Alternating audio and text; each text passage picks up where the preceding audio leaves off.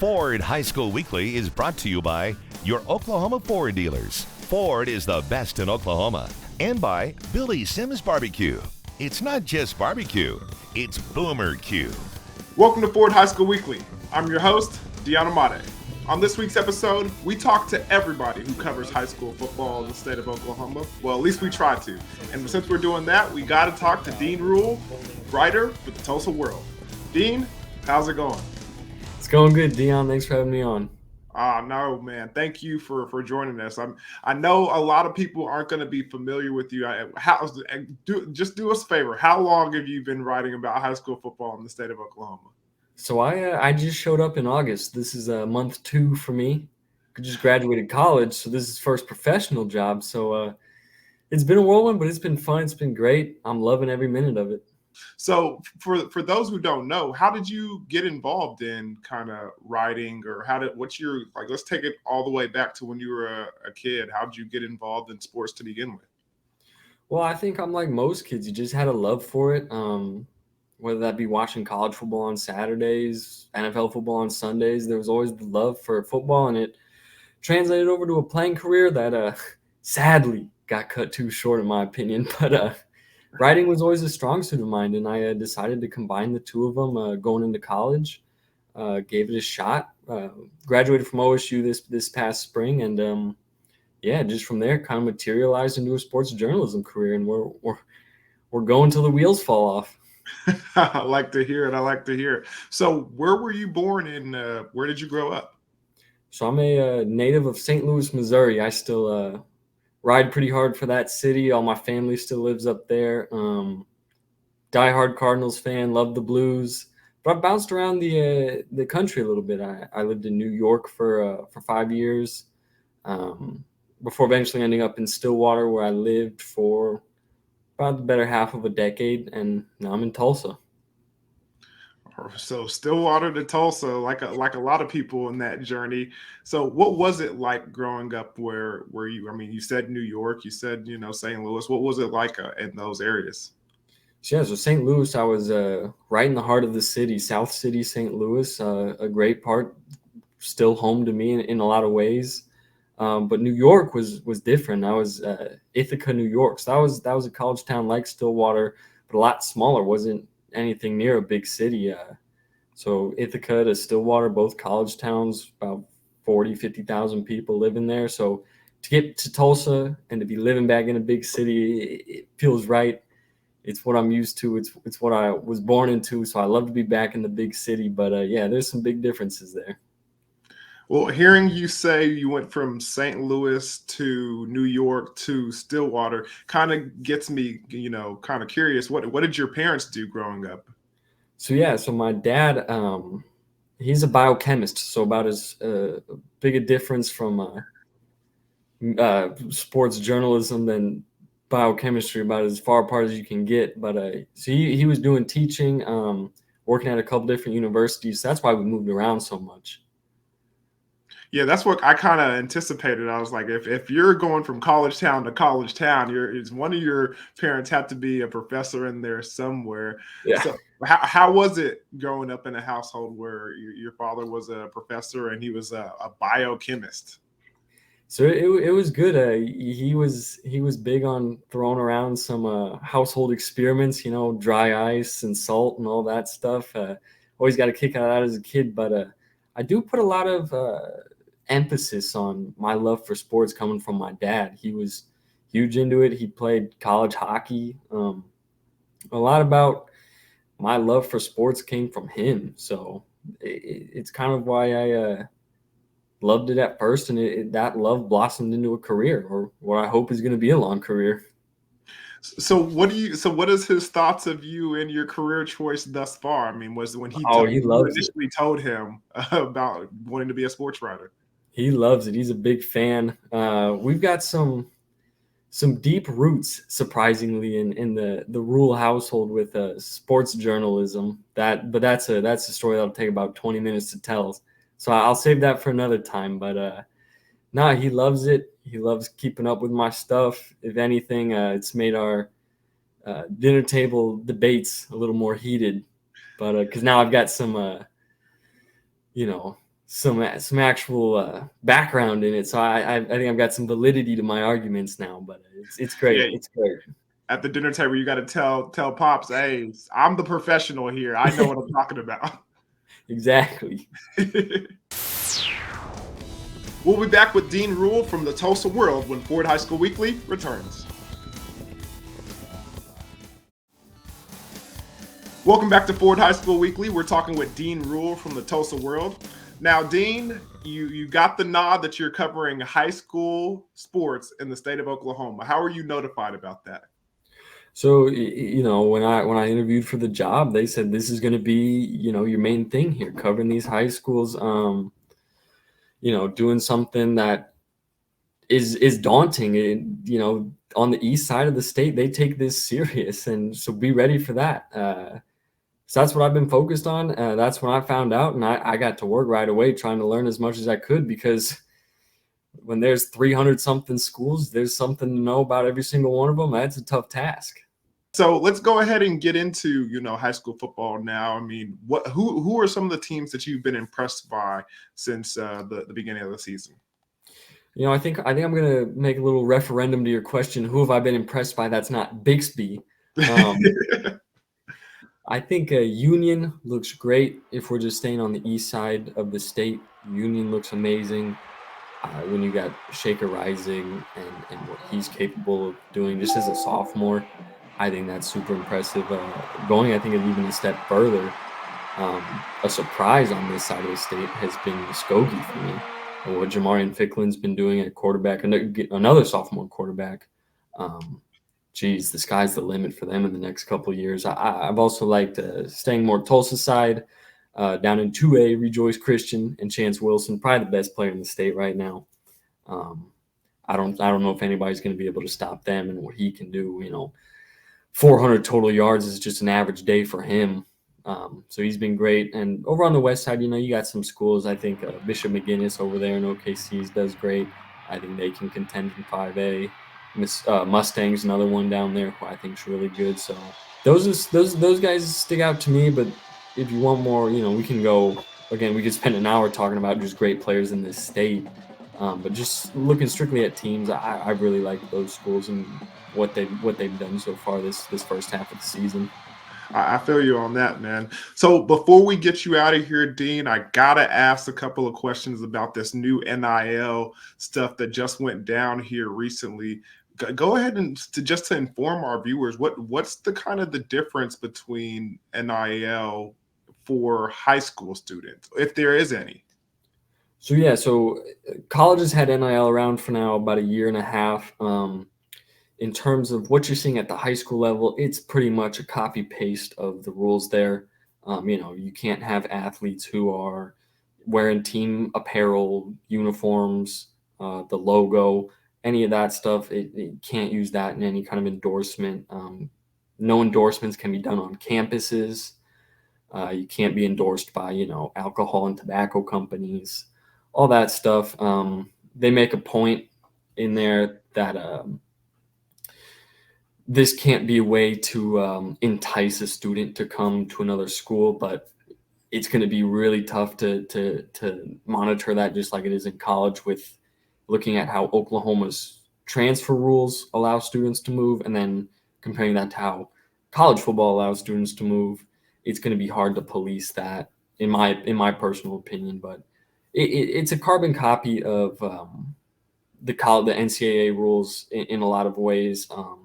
About a dozen other states have these rules in place, so it's not a shock that Oklahoma put them in place in a state where high school football is such a big deal. So it'll be interesting to see how it all works. I think NIL, there's a lot of great stuff about it. There's some stuff that can make your sport dicey really quick, and college football is trying to handle that. With what the OSSAA put out last weekend, it's the blueprint that more than likely will be changed throughout the years, but it's here to stay. So do you think it's a good thing or a bad thing for the game that now players that are on the high school level can profit from their name, image, and likeness? Oh, I'm a big proponent of this being around. I think it's great. I think, like I was saying, it can get dicey really quick. players and schools, and who knows, things can go south really fast. But in theory, I think it's a great rule. Let these kids make a little bit of money. Nobody's going to be like Bryce Young at Alabama and make $1 million in NIL. It's not going to be like that at the high school level. So let these kids just make some pocket change and have fun and be rewarded for their accomplishments. Yeah, you're definitely right about that. All these camps that all these kids are talking about, where they go and how they go to these, official, unofficial visits and everything to get recognized. All those things cost money. So it's good to see there's an avenue for them to kind of put their names out there and give themselves more of an opportunity to have a better life and, further their education. But Dean, before we get you out of here, one of the questions I really want to ask you, and it's kind of a micro level question as far as thinking about you and your career from start to beginning. What do you want kind of your thing to be? What do you want to bring out of high school athletics as far as your voice and what you bring to the table and some of the stories that you want to tell? Like, what's the big picture? I just want to shine light on these kids, these great athletes. I'm writing about a feature story a week right now, and I love to just put a spotlight on somebody who's done something great in their community or made a great play. Journalism is important just in terms of community and bringing people together. Sometimes you are going to have to write those hard stories and that maybe don't shine the best light on the community, but those are important, and you got to be able to do those. But getting to tell these kids stories and who they are, because they're incredible athletes and they're incredible people, and you want that community to come together in a world where the community continues to be further and further apart. You want to be able to bring people together and tell great stories and be that bridge. So many people today and love to feel like they're a part of the team, and I want to be that bridge for them. Well, Dean, you're off to a good start, my man, and I appreciate you so much for joining us here on Ford High School Weekly. I'm sure we'll talk to you a lot more during your career. Oh, thank you, Deion. Next up, Prep Redzone's Michael Knight will join us on Ford High School Weekly.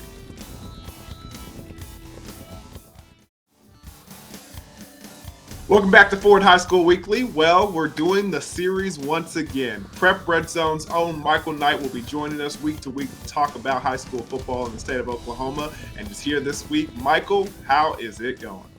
It's going good, man. We're in the second half of the regular season. It's crazy to think, last time we were talking, it was August. We were talking about what could happen in the 2022 season. We kind of got a better idea now. So playoffs are right around the corner. It's crazy to think, but it's that time.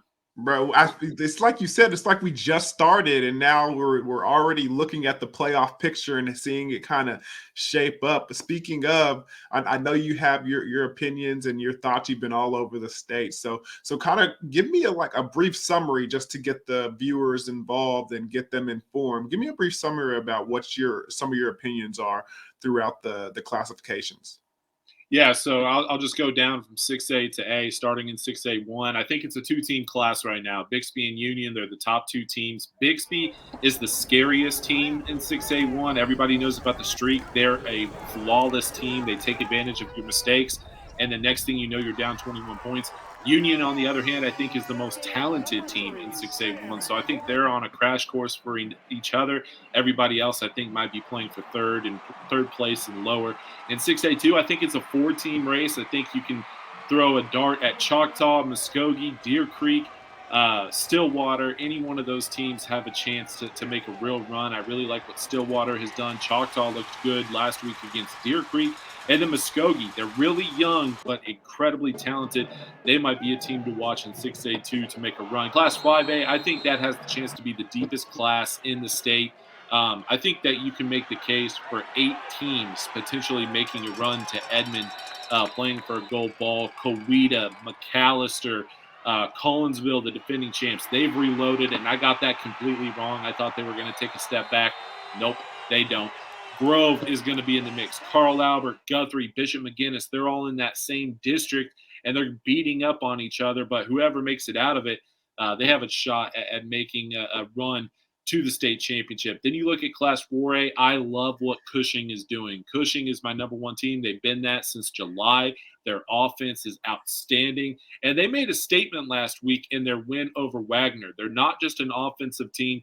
They can play some defense too. They shut out Wagner last week. That doesn't happen very often to the Bulldogs. So Cushing is a team I like. Poto, another team in 4A to watch out for. In Class 3A, if you're not a fan of the private schools, sorry, don't know what to tell you. Lincoln Christian, Cassia Hall, Metro Christian, Heritage Hall, all four of those teams are the top contenders there. I lean to Lincoln Christian just because they have everybody back from last year's team. In Class 2A, I think it's a two-team race with Rejoice Christian and Washington. But the good news for everybody else in Class 2A is if those two teams win their district, win out the rest of the way, and they win in the playoffs, they'll meet in the quarterfinal round. So Washington and Rejoice, the top two teams, they'll play in the quarterfinals as opposed to the semifinals or championship game. So that leaves another spot for someone else to make a run to Edmond. Look at Vian, Millwood, Eufaula. There's several others that could end up being dark horses in the 2A championship race. And then finally in Class A, there's like four teams that I really like. Gore is a team that's just blowing out everybody. Ringling, same thing for them. Perennial Power, they're back in the mix. Hominy has a really good dual threat quarterback in Jackson Woods. And then Fairview has been really impressive as well. So the regular season's winding down as we get into Week 7, Week 8. District races are heating up. And there's a lot of really good football out there in all classes. That's just a little breakdown on what I've seen so far through the first 2 months of high school football across the state. Man, Michael Knight, you got it all covered, man. I'm telling you right now, that 5A classification, though, man, that is a gauntlet right there. I get loaded. I get an opportunity to check out Carl Albert and Bishop McGinnis this week, so that should be a really good game. Everybody should tune in. We can finally see what's really going on at 5A. 2 weeks in a row, man, we'll be at the same spot. I'll see you there, man. I'm looking forward to it. McGinnis, their quarterback, River Warren, a junior, outstanding. Mike Taffy, their star senior running back. He's been doing it for 3 years now. And then Carl Albert, Xavier Robinson, their running back, who's just a junior. He has about he's closing in on 1,500 yards already, getting close to 20 touchdowns on the season. He's an absolute dynamic player for them, so I'm looking forward to that one.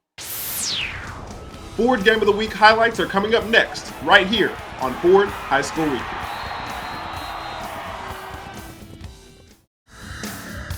Welcome back to Ford High School Weekly. Last Friday, Deer Creek took their undefeated record to Choctaw in Class 6A2. And Thursday night, a pair of undefeateds met in Class 5A as the McAllister Buffaloes visited the Coweta Tigers. A lot of Coweta highlights tonight, Rod. Yeah, you're exactly right. Got it started with that Starks to Ford connection, and they really got it going from there. And looking down, there's Flannery right there, breaking the tackle, getting to the end zone. The momentum was on their side the whole time, even with special teams trying to get away right here. And watch the hit coming up. Boom, making plays. Nate Long that time. The defense was going, the offense was going. And how about this guy faking out the camera? One fake, another fake. Dive and get in there, Mr. Starks. It was your show tonight. They wasn't done yet. Now watch him twirl, get in here, trying to make a play. Telling his receiver to get down, throws down. Going to be an interception that time. And a big-time play by this guy, number 8, Chaz Bradley. But, boy, there's that man Flannery again, the jail co-workman of the game, and you see why. So much energy they play with. Now rolling out, watch Starks buy a little time, shot fake, or pass fake, throws it down. And he finds that man, Justice Grammer. Got a little basketball in there. That's right. And Grammer with a nice catch. And, boy, he wasn't done. Going to look down again. And how about that pass? Look at the touch right there. Finds our man Noah Lloyd right there for the touchdown. And now, how about Nate Long? Scoop and score. Defense generating offense right there. Pick him up and put him down. Nate and, boy, Coweta, the Tigers, they were rolling and they wasn't going to stop. And Ford, he's going to get through here and punch it in. You look at the numbers right there, rushing 139 to 121, passing 250 to 86 Starks. was outstanding. First downs, 23-14. The turnovers, the 2 interceptions. And you look at the penalties, 12 for 106.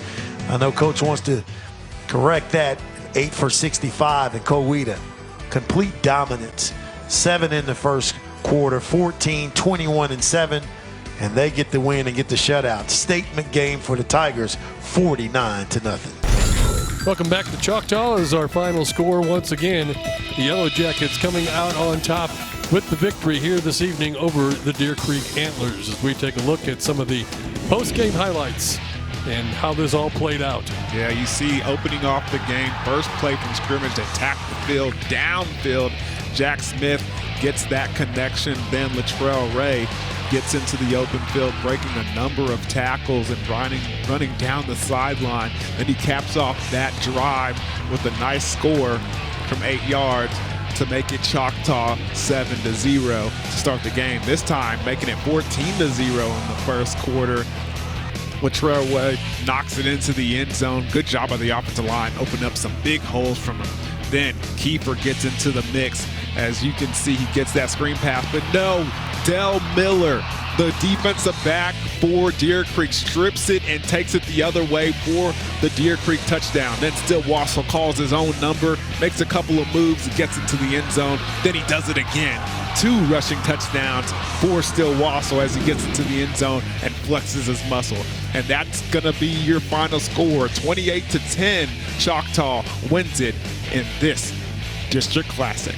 You see the numbers that they put up, 478 total yards to 283 for Deer Creek. The time of possession seemed like it was longer, but Deer Creek did keep it late in the contest. But there you go. Final score, once again, Choctaw wins it as they now move to 5-1 on the season. Remember, guys, only the best in Oklahoma, like the Tulsa World's Dean Ruhl, make it to Ford High School Weekly. So until next time, thank you for watching, and I'm Deion Amade. Ford High School Weekly has been brought to you by your Oklahoma Ford dealers. Ford is the best in Oklahoma. And by Billy Sims Barbecue. It's not just barbecue, it's Boomer Q.